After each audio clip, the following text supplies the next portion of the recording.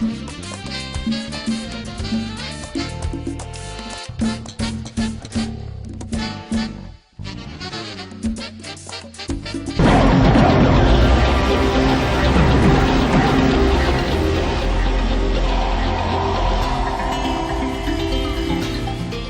¿qué tal? Bienvenidos sean todos y todas a Ojalá.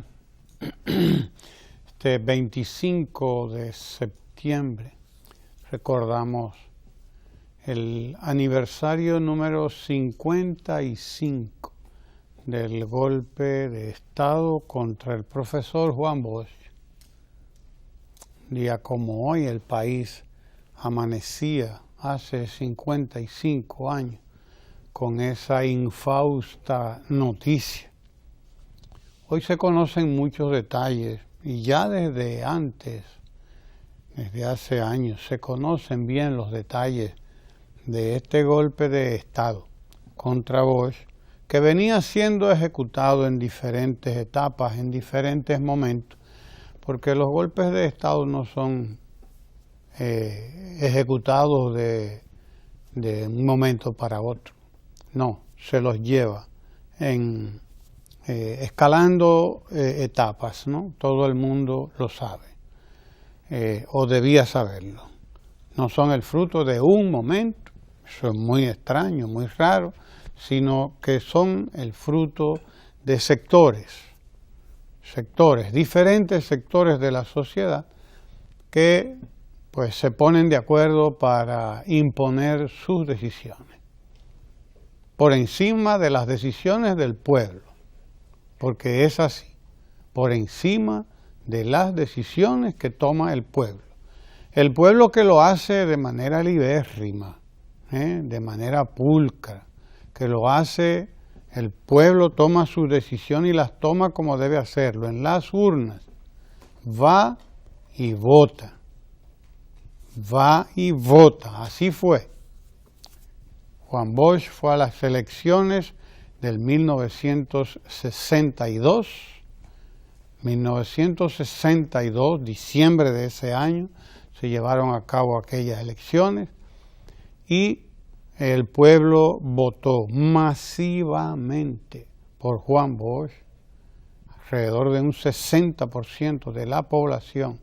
6 de cada 10 votos fueron emitidos en favor de Juan Bosch. 60 de cada 100, 6 de cada 10. 60%, histórico aquello. Histórico, porque además consiguió una victoria electoral apabullante, abrumadora, que nadie pudo cuestionar, en una campaña brillante que hizo además de contacto con el pueblo dominicano. Y el resultado fue ese, que aún en contra, con sectores poderosos en su contra de la clase alta del país, hasta sectores de la Iglesia Católica que ya empezaban a estar en contra de Juan Bosch, asociados con esa cierta cúpula de la Iglesia Católica, porque no es toda la Iglesia, no, son sectores también de esa Iglesia que era poderosa en aquel momento también. Y sectores internacionales, como siempre, encabezados por Estados Unidos en aquel momento de desarrollo pleno de la Guerra Fría, en donde el fantasma comunista era esgrimido y era escondido y visto en todas partes, donde quiera que se quisiera derrocar a una gente, a un mandatario, a un político, a un gobernante que estuviera haciendo las cosas bien. Olvídese que ahí ya si estaba haciendo lo que no querían los poderosos, si estaba haciendo su deber, si estaba cumpliendo su deber de gobernar en favor de las mayorías, ya ese era un comunista y había que derrocarlo. Porque la idea es que los gobiernos siempre gobiernen para las minorías, no para las mayorías. Es que gobiernen, pero para las minorías. Sí, señor, esa es la idea. O que apliquen ciertas políticas, no las políticas que hay que aplicar en beneficio de los intereses de los pueblos. No, sino en beneficio de los privilegiados.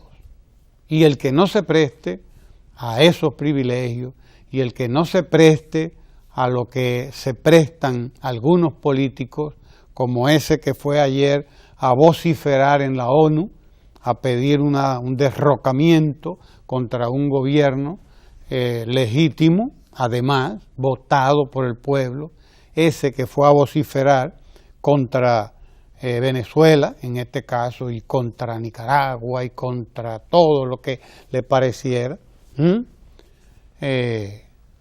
Todo el que no se preste a esa charlatanería, entonces ya es un enemigo. Juan Bosch no se prestó aquí a las charlatanerías. Juan Bosch no se prestó a bregar para el grupito privilegiado que quería robarse la fortuna que habían dejado los Trujillo aquí. Juan Bosch entendía que esa fortuna que dejaron los Trujillo aquí, lo que dejaron, eso que dejaron los Trujillos ahí debía ser del pueblo dominicano y debía ser para contribuir al desarrollo del pueblo dominicano. Sí, señor. Y ya eso lo enemistó. Eso hizo que se ganara la enemistad de los sectores de siempre, de los mismos de siempre y de sus confabulados. Se ganó la enemistad ya, por lo tanto, de la cúpula, una parte de la cúpula militar corrupta, corrompida desde Trujillo, porque era trujillista. Esa cúpula militar corrompida, encabezada, todos sabemos por quiénes, porque los nombres están por ahí, además están bastante ya muertos la mayoría de ellos. Corrompida esa cúpula militar, empezó a conspirar contra Juan Bosch desde antes de que éste se juramentara el 27 de febrero de 1963. Desde antes de juramentarse el presidente Bosch, comenzaron ya la conspiración. Sí, señor, ahí mismo arrancaron a conspirar. Empezaron a confabularse los poderosos civiles, los ricos, con los poderosos militares corruptos y los dos grupos que encontraron eco en algunos personeros de la iglesia que se prestaron para salir después a hacer marchas, como lo vemos todavía. En estos días hemos visto a esos marchantes que cada vez que pueden salen precisamente a confundir a la gente. Pues en aquel tiempo también hubo sus marchas contra Bosch, sí señor, para que usted lo sepa, las marchas que hubo aquella vez en las jornadas de, ¿cómo les llamaban? No recuerdo, de reafirmación cristiana les llamaban. Hoy es contra la corrupción y la impunidad. Y vaya usted a ver, antes eran de reafirmación cristiana aquellas marchas.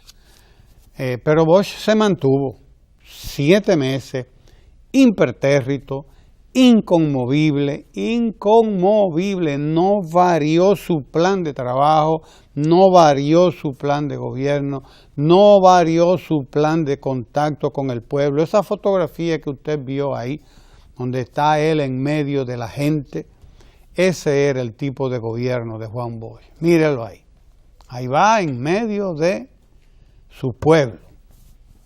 El pueblo dominicano. Así iba todos los días que podía, todos los fines de semana que podía, y cada vez que podía iba a encontrarse con la gente, a oír a la gente. Ahí lo tiene usted. A oír a la gente, no a reunirse con los poderosos, a ver que lo que querían era repartirse la fortuna de Trujillo. Ahí lo tiene usted, rodeado de gente del pueblo. Sí, señor. Así no lo querían ver. Así era un problema, entendían ellos. Este hombre que vive metido entre la gente del pueblo, mírelo ahí, metido entre la gente del pueblo todo el tiempo, andando con su pueblo, acompañando a su pueblo, porque esa es la función de los gobernantes que se respetan, de los gobernantes que piensan en la gente, no en lo poderoso, no en los que quieren repartirse la cosa pública. Esa es la función de un gobernante, ir a encontrarse con la gente, a oír qué piensa la gente de sus problemas, a saber, a conocer de primera mano los problemas de esa gente y a buscarle solución con la gente. Así estuvo por 7 meses. Por 7 meses, visitando al pueblo, encontrándose con el pueblo, además, el pueblo en el que él nació, allá en La Vega, en el 1909, porque él nació en ese pueblo, se crió con ese pueblo, escribió su literatura. Usted lea todos sus cuentos y usted verá que son todos narraciones sobre la vida de ese pueblo dominicano al que él conocía como la palma de sus manos. No accedió en esos 7 meses a las propuestas de la clase dominante, del grupito dominante del país. No accedió a las propuestas del grupito dominante, a las propuestas del grupito militar que quería que él invirtiera lo poco que tenía el país, lo poco que tenía el gobierno para invertir en el pueblo. Ese grupito, esa cúpula militar quería que él lo utilizara para comprar aviones y para comprar pertrechos militares, para ellos ganarse el 10%, el 20% de ese tipo de importaciones que no sirven para nada, porque las armas lo único que sirven es para producir muerte, y la muerte en ningún sitio produce riqueza. Las armas militares en ningún sitio producen riqueza, en ningún sitio. Lamentablemente, solo en algunos países como Estados Unidos se creen que las armas y las fábricas de armas deben estar produciendo, aunque no se las necesite, para crear empleo. Ese es el peor empleo, el peor trabajo que se puede crear. Y Juan Bosch se negó a invertir dinero en armamento. Primero porque el país no lo tenía, no tenía ese dinero. Y segundo porque Trujillo dejó unas fuerzas armadas bien equipadas, bien armadas. ¿Para qué invertir dinero en eso? Juan Bosch se opuso a eso. Él sabía que detrás de todas esas ideas que tenían esos altos militares, de que había que invertir en aviones y en esto y en lo otro y en pertrechos militares, lo que había era el deseo de ganarse la cuota que le tocaba, la intermediación que les tocaba. Sí, señor, eso era lo que estaban buscando realmente, lo que hay en medio de todas esas tratativas de negocios. No, el negocio de Juan Bosch estaba con el pueblo dominicano. El pueblo dominicano que lo recuerda hoy 55 años después. Ahí está, en estos medios, está una entrevista que se le hizo al periodista Víctor Grimaldi, diplomático hoy del gobierno dominicano en Italia, y quien escribió varios libros precisamente sobre el golpe de Estado contra Juan Bosch y sobre la consecuencia inmediata que tuvo ese golpe de Estado 2 años después, que fue la Revolución de Abril de 1965. 2 años después, poco menos de 2 años después, estaba el pueblo dominicano en las calles exigiendo el regreso de Juan Bosch en una revolución que fue triunfante. triunfante, fue una revolución que triunfó en poco tiempo, derrotó a todos esos militares corruptos que se prestaron a recibir la orden de la Embajada de los Estados Unidos. Como dice aquí esta entrevista de Víctor Grimaldi, la orden la recibió el gobierno, o mejor dicho, la recibieron los militares dominicanos de parte de un consejero de la Embajada de los Estados Unidos de origen mexicano llamado Anthony Ruiz. Dice aquí esta entrevista que aparece hoy en la página 20 de esta revista comercial que se llama El Diario Libre. Sí, señor, aquí está la entrevista que le hacen a Víctor Grimaldi. Ya Juan Bosch había dicho que la orden del golpe de Estado contra su gobierno la había dado un funcionario de la embajada llamado Fritz Long. Fritz Long había sido mencionado como el funcionario de la embajada de los Estados Unidos que les dio la orden a los militares para derrocar a Juan Bosch. Dice Víctor Grimaldi aquí que la orden fue dada por este Anthony Ruiz, funcionario de la Embajada de los Estados Unidos, según le contó a él el coronel Benito Monción Leonardo. Está aquí el nombre, ya fallecido, llegó a general Benito Monción Leonardo poco después. Dice Víctor Grimaldi, cuenta aquí que Monción Leonardo le dijo que de quien recibieron la orden, él sabrá, lamentablemente fallecido ya, pero de quien recibieron la orden, dice el Monción Leonardo, fue de Anthony Ruiz. Pero bueno, después que se da una orden ya cualquiera la propaga. Si fue Fritz Long como si fue Anthony Ruiz, pues lo mismo da. El hecho es que la orden salió de ahí, salió de esa embajada y fue parte de lo que en aquel momento era la política de la Guerra Fría. Todos golpes de Estado que se dieron en América Latina en aquel momento, se dio en Chile 10 años después contra Allende. Primero se había dado el golpe de Estado contra Goulart en Brasil. Después, antes de eso, se había dado el golpe de Estado contra Jacobo Arbenz en Venezuela, en Guatemala, y así por el estilo. Hubo varios golpes de Estado en Argentina, en América Latina. En poco tiempo estuvo poblada de dictaduras y de dictadores sanguinarios realmente. La sangre corría a borbotones por América Latina en aquellos tiempos, poblada de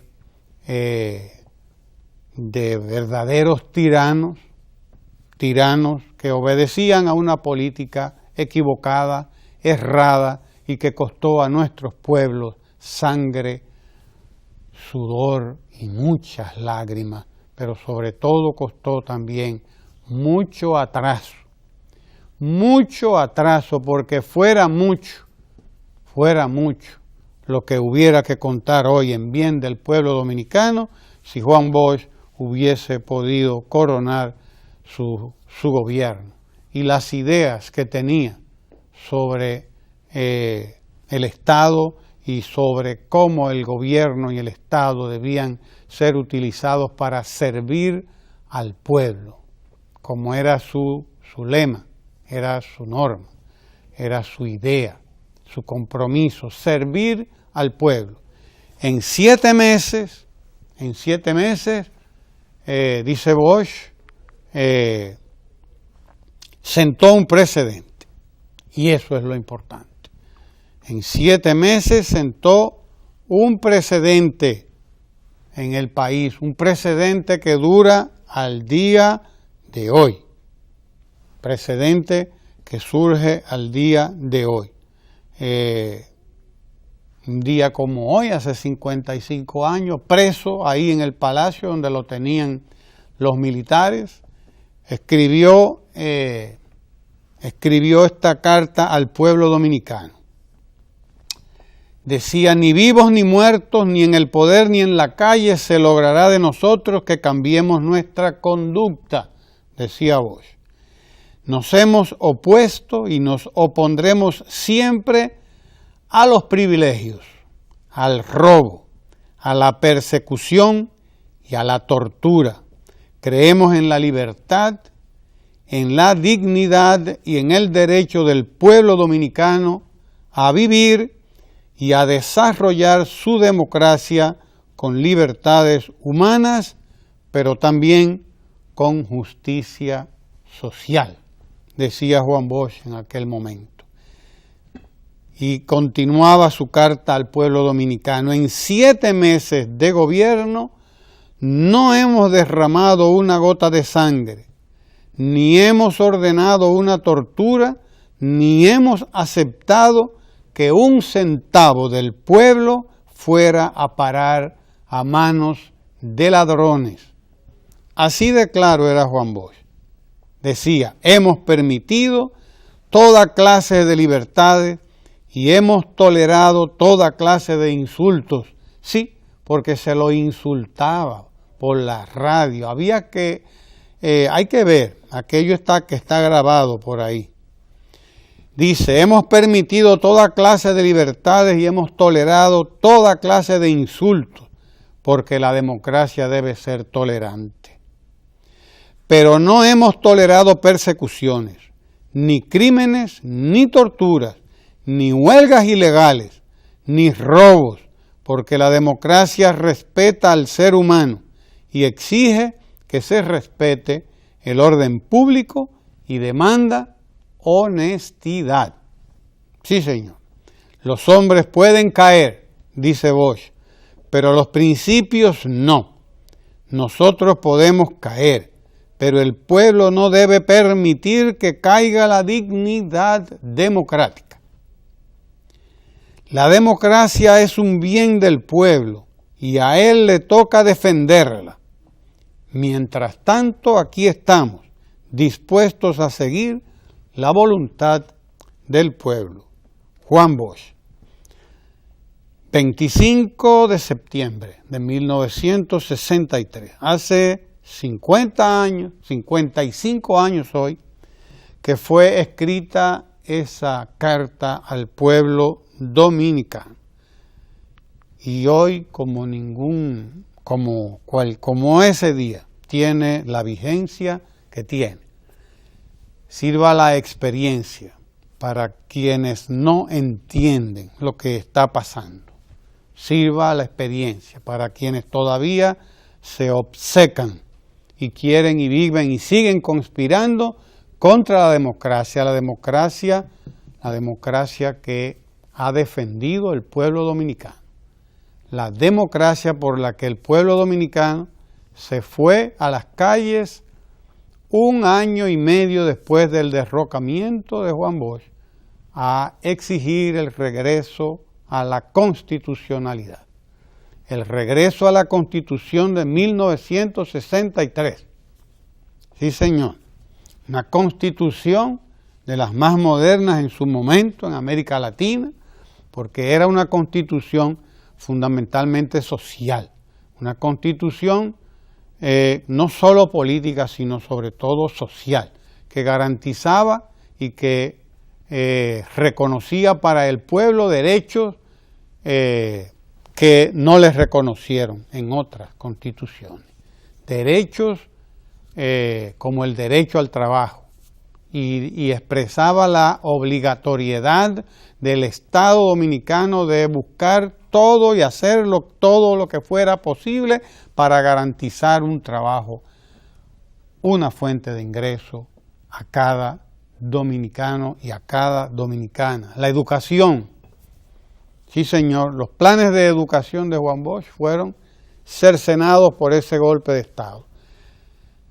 Hace 4 años el presidente Danilo Medina todavía tuvo que decretar que empezar una campaña para recuperar a 1 millón de dominicanos que quedaban todavía sin saber leer y escribir. Desde entonces se sigue desarrollando ese plan de alfabetización Quisqueya Aprende Contigo, para hacer que ese millón de dominicanos que no sabía leer y escribir accediera. Hemos alfabetizado alrededor de 700.000 nuevos dominicanos. Han aprendido a leer en este periodo de gobierno del presidente Danilo Medina. En estos 6 años, alrededor de 700.000 dominicanos, es decir, más de 100.000 por año, han sido alfabetizados. De aquello quedaba pendiente todavía todo eso. Un 14% de la población dominicana, hasta el 2012, cuando llegó el presidente Medina ahí, todavía no sabía leer y escribir. No sabía leer y escribir. Hemos alfabetizado alrededor de 700.000. Deben quedar 200, 250.000, qué sé yo. Ese núcleo duro que ya probablemente le da lo mismo alfabetizarse como no alfabetizarse. Esa es parte de la agenda que quedaba inconclusa. La agenda inconclusa, como la agenda de la pobreza, que empezó a ser atacada por Juan Bosch allá en el 1963, hasta que hubo la confabulación de hace 55 años, la confabulación que impidió que el pueblo dominicano continuara su agenda de desarrollo, su agenda de progreso que había iniciado con el derrocamiento de Trujillo, cuando se dio el primer gobierno. Los pueblos saben lo que quieren. Por más que se dijo en la campaña electoral del 62 que Juan Bosch era comunista, que Juan Bosch era esto, que Juan Bosch era lo otro, que Juan Bosch era un cuentista, que Juan Bosch era un ateo, que Juan Bosch no sé qué y no sé cuánto, y se dijo de todo contra él, como se diría después todavía. Y el pueblo fue a votar por él, porque Bosch primero derrotó a los enemigos del pueblo en ese enfrentamiento con un cura precisamente, con Láutico García, de cara a cara al pueblo, en un careo que está grabado por ahí. El padre Láutico después se arrepintió y reconoció su error. El propio padre Láutico lo dijo en más de un momento, que él se había equivocado en aquel momento. Sí, señor. Pero don Juan enfrentó a Láutico, porque él sabía que no era Láutico el problema. Él sabía que eran los que se sentían representados por él. Esos eran el problema para el país. Y aquello fue histórico, aquel careo, uno frente al otro, explicando don Juan cada uno de los prejuicios que entonces tenían algunos personeros de la iglesia de entonces, y sobre todo sectores de la cúpula privilegiada del país. Recordamos hoy al maestro, recordamos a 55 años del golpe de Estado del 25 de septiembre. Sí, señor. Bienvenido, Sergio. Yo creo que, como usted señalaba, tal vez una de las páginas más tristes de la historia dominicana ha sido ese golpe de Estado. Fue una regresión de 50, 60 años, efectivamente 50 años, porque como usted señalaba, el tema de la eliminación del analfabetismo, que era una prioridad en el gobierno del profesor Juan Bosch, tuvo que esperar 50 y pico de años a comenzar a ser resuelto de una manera seria. Ese no había sido prioridad después de ninguno de los gobiernos que siguieron ese triste derrocamiento. Usted señalaba también el tema de las manifestaciones cristianas, de reafirmación cristianas, y ese ha sido también un tema muy espinoso. Es increíble como para derrocar al profesor Juan Bosch, los sectores más conservadores de la República Dominicana en aquel momento hicieron un activismo militante todas las semanas había una huelga, todas las semanas había una acusación contra el profesor Juan Bosch, todas las semanas había una manifestación cristiana. Hoy teníamos huelga de Fenatrado. Sí, entonces precisamente iba a hacer ese paralelismo. Sí, se pudo por lo menos desactivar la huelga de Fenatrano, pero queda la de Fenatrado. Hay varias rutas y hay varios compañeros que me han escrito que no van a poder venir o van a venir más tarde a trabajar porque varias rutas de guaguas están en huelga y su forma de hacer huelga es lesionar la movilidad y el derecho a transporte que tenemos todos nosotros. Es increíble como, por ejemplo, la Oficina Metropolitana de Servicio de Autobuses, la OMSA, inicia un corredor en la avenida Abraham Lincoln y sufre la amenaza de dueños de esas rutas, porque son los dueños, no es el Estado, son ellos, que quieren decirle a la OMSA que ellos no pueden utilizar ese corredor ahí porque ahí hay rutas de choferes que se verán afectadas. O sea, nosotros como ciudadanos queremos utilizar los servicios de esa Oficina Metropolitana de Servicio de Autobuses, de guaguas cómodas, de guaguas seguras, y ellos se oponen, práctica y sencillamente se oponen. Es increíble que en pleno siglo XXI, que un Estado que busca modernizarse, en una economía que está creciendo como está haya que tener que lidiar con estos grupos organizados que se oponen a toda visión de progreso.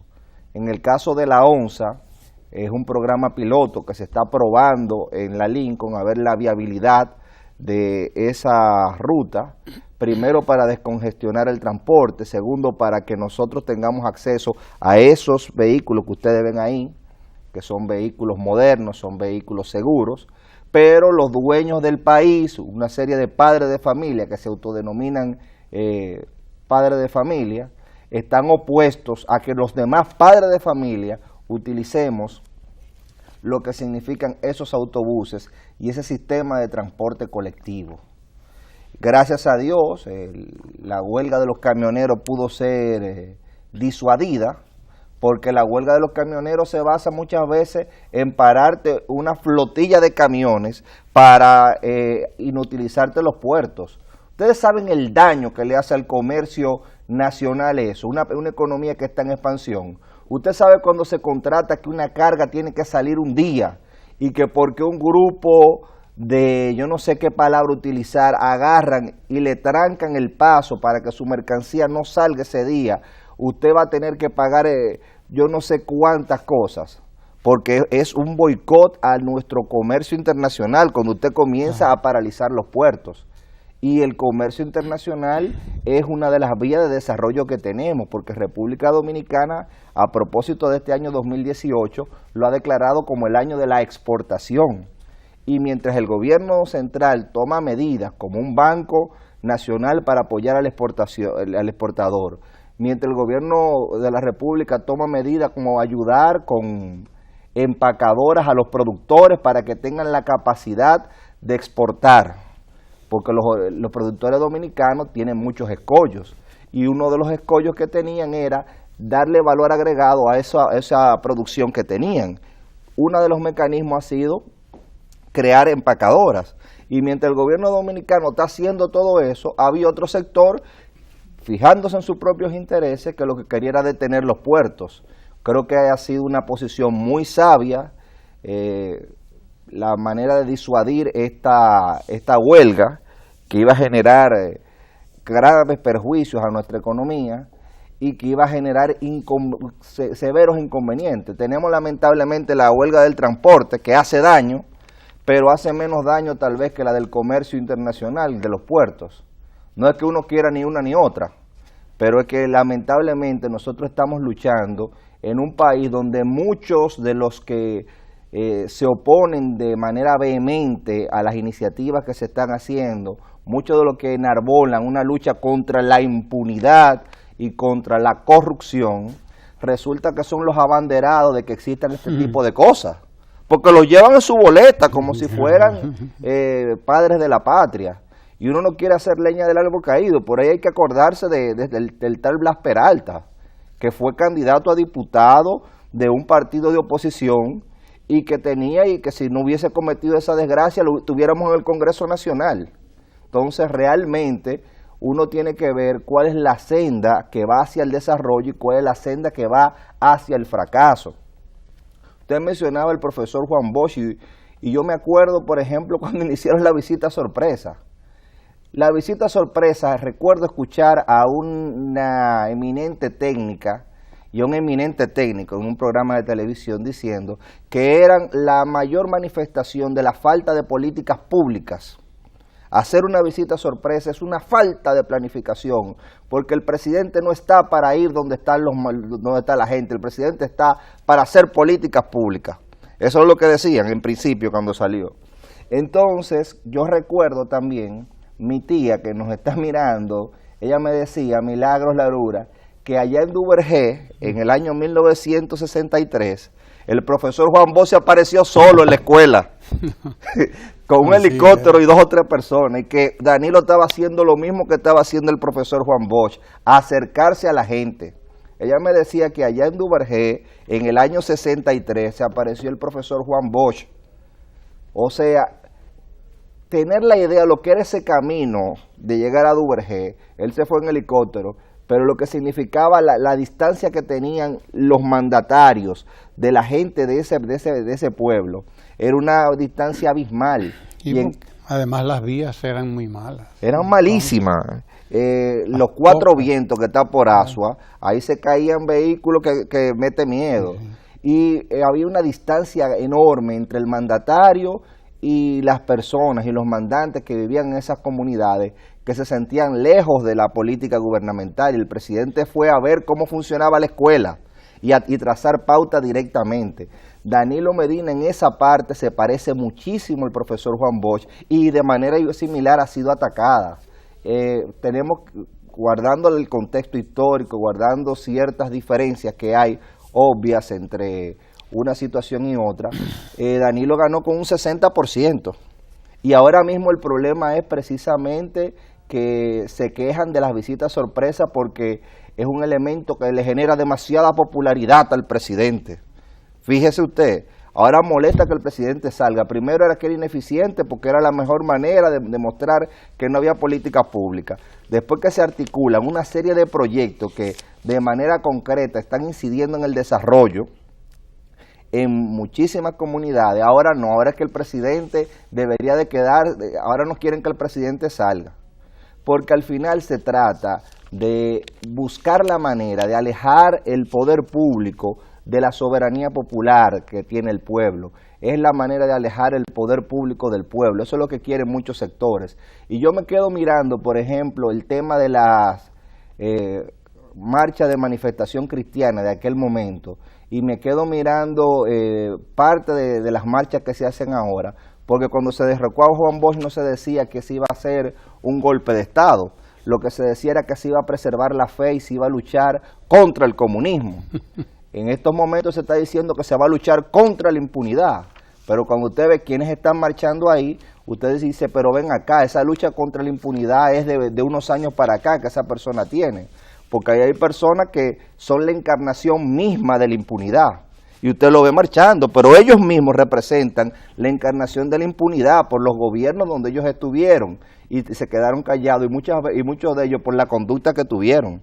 Sin embargo, con la frente muy en alto, usted lo ve marchando y atacando iniciativas y programas que tienen que ver con la reducción de la pobreza, que es nuestro gran problema.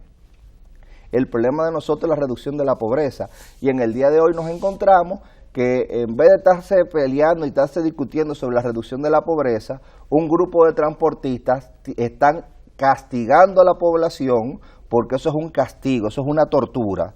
No aparecen taxis porque los taxis no están dando abasto, hay unos tapones enormes, por cierto, y la gente sufriendo las consecuencias de un grupo que quiere imponer sus intereses particulares sobre los intereses colectivos.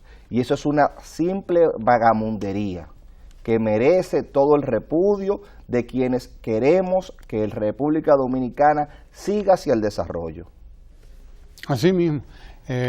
Por suerte, ayer se reunió el ministro de la Presidencia, Gustavo Montalvo, con representantes de la Federación Nacional de Transporte Dominicano, FENATRADO, que son los dueños de los camiones, el camión, el medio de transporte de carga que hay en la República Dominicana.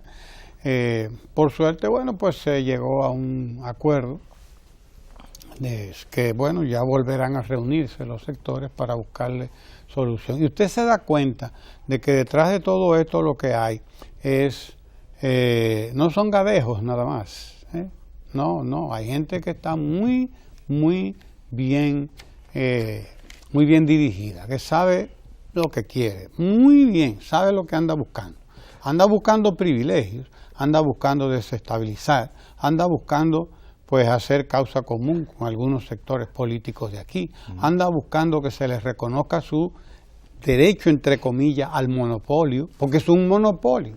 Ahí es donde está el problema, de que este sector ejerce un monopolio del transporte de carga, un monopolio construido desde luego en muchas décadas, porque se lo permitió Balaguer y se lo permitieron todos los que vinieron después de Balaguer, prácticamente casi todos, les dieron privilegios y se estaba desde luego pues alimentando ese monstruo, ese problema que está ahí, que entiende que no debe nadie intervenir en ese negocio, que ya ellos lo tienen, que ya ellos lo construyeron, pues ya nadie puede entrar en ese coto cerrado de ellos. Y ahora tienen de frente al empresariado, que el empresariado se siente desde luego, se siente utilizado, se siente impedido de participar en ese negocio precisamente, teniendo todo el derecho. Hay una sentencia incluso del Tribunal Constitucional. Hay dos. Hay una del Tribunal Superior Administrativo y una del Tribunal Constitucional que obligan a que se elimine ese monopolio y llaman a las autoridades a tomar las mayores y las medidas drásticas que sean de lugar, porque es una vagamundería. Entonces, ese monopolio, viola la Constitución. Pero yo quería hacer un señalamiento, ahora que usted menciona lo de sectores que se oponen a eso. Hay un partidito político, que no llega a partido porque no tiene el reconocimiento, ni lo veo que anda en eso, que salió de la Marcha Verde, que adivine dónde que está haciendo una gira, curiosamente ahora, su primera gira, por Estados Unidos. Uno dirá, bueno, hay muchos dominicanos allá, pero resulta que la mayoría de los locales donde ellos tienen sus actos son de la Iglesia de la Cienciología. Imagínese ¿usted sabe lo que es la Iglesia de la Cienciología? Usted puede imaginarse por dónde andan ese grupo de personas que están en esa marcha, o parte de los que están en esa marcha, que la plataforma política de lanzamiento que toman es ir a Estados Unidos y es ir a donde está la Iglesia de la Cienciología y ir a insultar a dominicanos y a funcionarios dominicanos. Un grupo de esos se dedica a esa manera. Cuando nosotros ahora mismo tenemos un hito diplomático, que de eso sí yo quiero hablar, que es que República Dominicana está ocupando una posición en el Consejo de Seguridad como miembro no permanente. Nunca en nuestra historia habíamos tenido esa posición diplomática, que es una posición que nos coloca en el centro de la toma de decisiones del organismo más importante del mundo, que es la Organización de las Naciones Unidas. El presidente de la República, por cierto, va a estar en el día de hoy, estuvo ayer en una reunión con el presidente Donald Trump y un grupo de presidentes y de mandatarios a propósito de tratar de manera contundente el tema de la droga. Hicieron una declaración sobre lo que significa el problema de la droga, y mientras República Dominicana tiene esos logros diplomáticos, nos encontramos con que un grupo de personas van a insultar a los funcionarios dominicanos, un grupúsculo de personas allá, en vez de nosotros estar celebrando lo que significa que República Dominicana ocupe esa posición en el Consejo de Seguridad, lo que significa en términos de visibilidad del país, porque República Dominicana en muchos países del Asia sobre todo, no es un país muy conocido. Sí, pero mire, de eso vamos a hablar pronto, ahorita con Juan González, que viene por ahí en la segunda parte de este encuentro, de esta conversación. Nosotros queremos señalar que lo que plantea FENATRAD de la revisión o de la no sé cuánto de la ley de hidrocarburos y de que se rebajen los precios de los combustibles es sencillamente un invento, uno de los tantos inventos que la gente trae por los cabellos cada vez que quiere demostrar su poder de convocatoria, su capacidad para paralizar el país, paralizar los puertos. Mire usted qué irresponsabilidad más grande, pero entonces invocan este tipo de señalamientos, pero usted sabe bien, usted que nos está viendo, y yo y todos los dominicanos sabemos que la República Dominicana no produce petróleo, la República Dominicana, que la República Dominicana tiene que importar todos los derivados del petróleo, que la República Dominicana tiene que importar desde la gasolina y el gasoil hasta el Aptur y el fuel oil y todo lo que haya que sea combustibles derivados del petróleo, todo eso es importado porque aquí ni siquiera, como dijo Juan Bosch también allá en su momento, no tenemos ni refinería. Ni siquiera refinamos el petróleo crudo. Nosotros no refinamos petróleo crudo. Aquí en República Dominicana no se recibe petróleo crudo. Ojalá y tuviéramos la capacidad de refinar el petróleo crudo, porque como decía Juan Bosch, tuviéramos una verdadera industria petroquímica. Aquí se destila. No tenemos una industria petroquímica. Aquí lo que se hace es una labor de separación. Eso, como decía Bosch, era un alambique. Destilación, claro, un alambique, es lo que es eso. Y bueno, desde luego, eso hace que nosotros no tengamos aquellos beneficios, pero además de eso, indudablemente, al no ser productores de petróleo, tenemos que importar todos los derivados del petróleo. Y todo el precio de esos derivados depende del precio que se establece en el mercado internacional. El Brent, que es el petróleo de referencia para una parte del mundo, Europa, etcétera. El WTI, el Texas, que es el petróleo de referencia o el precio de referencia del petróleo para otra parte del mundo en la cual estamos nosotros. Esos son los precios que rigen y no se establecen aquí en la República Dominicana.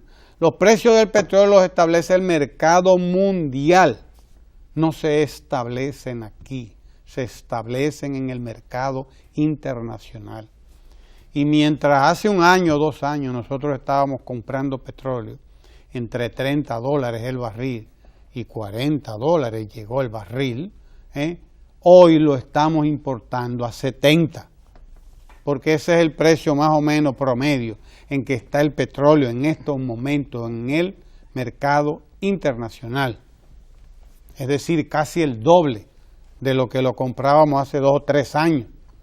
Casi el doble, $70 el barril. No es lo mismo que a 30 o a 40. No, claro que no, no es lo mismo ni es igual. De modo que es una barbaridad. Son factores exógenos, no tienen que ver con nosotros. Una barbaridad querer decir que la República Dominicana tiene que rebajar el precio de los combustibles. Pero compadre, vamos a dejarnos de charlatanería, y eso se lo digo no solamente a los miembros de todas estas instituciones, sino también a ciertos comunicadores de este país que viven en Estados Unidos, pero que vienen aquí y se instalan aquí a hablar pamplinas. ¿Me entiendes? Porque además la ley que tenemos de hidrocarburos, que es una ley muy vieja ya,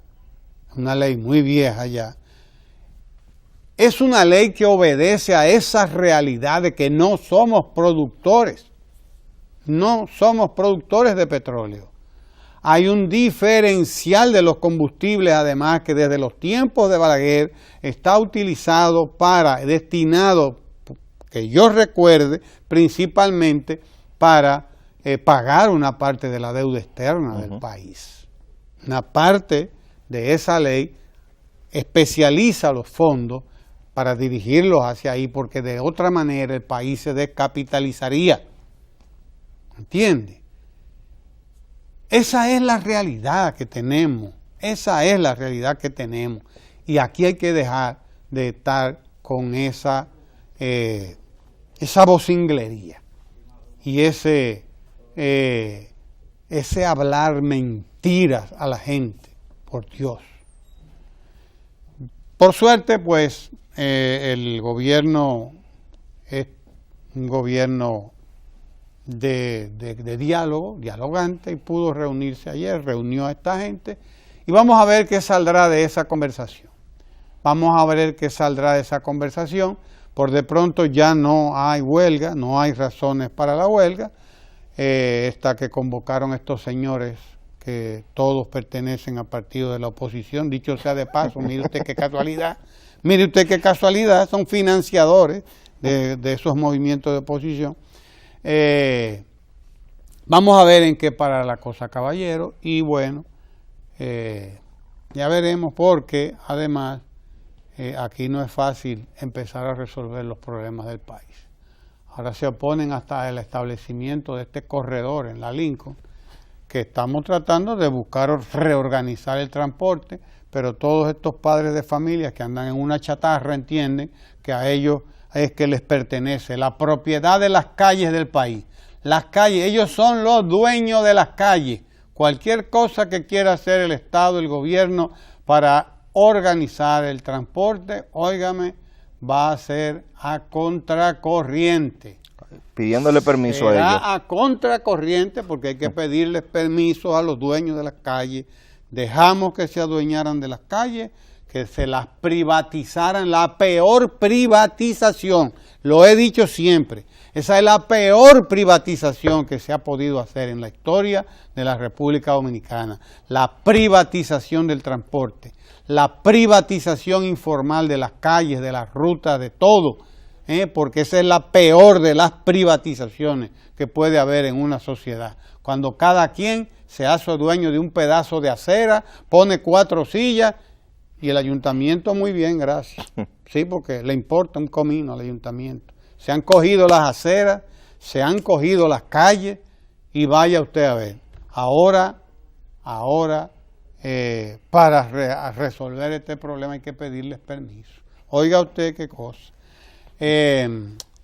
Vamos a darle paso a nuestro encuentro con Juan González, que ya está aquí de la Dirección de Información, Análisis y Programación Estratégica de la Presidencia, la DIAPE. En un momentito, quédese ahí, no se mueva, que vamos a continuar esta conversación. Vamos a hablar ahora sobre la agenda del presidente de la República ya en la Organización de las Naciones Unidas, la 73ª Asamblea General de la ONU. Allá está el presidente Danilo Medina desde antier, que salió del país, se pasó un día bien apretado ayer, continúa hoy, cuando hará su presentación ante la Asamblea en el turno número 17 que le corresponde.